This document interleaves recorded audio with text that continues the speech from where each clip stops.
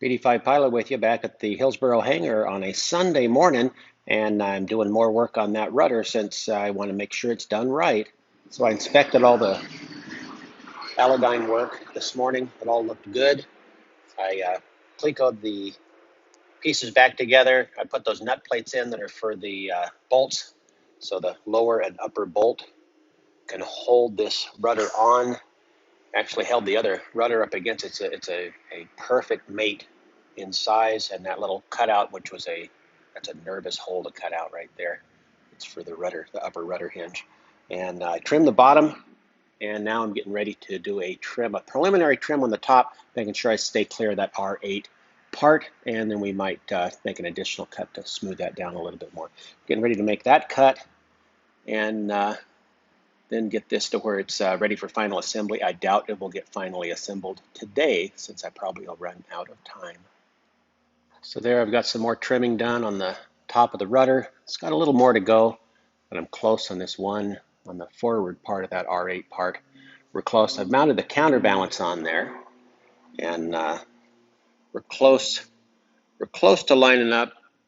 I got to talk to Skeeter and see if this is supposed to be just a slight bit to the left, because it looks like that was the way that was jig drilled for that purpose. And let's take and put the fiberglass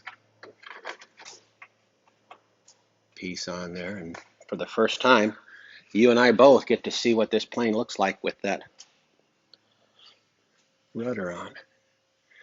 Completed. Well, not completed, but set together like that. Pretty slick.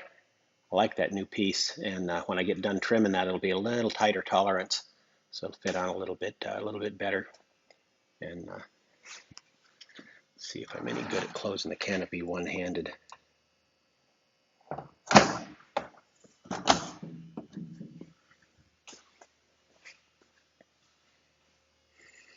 Yeah, that's a sleek-looking little bird. Should have put the little winglets back on.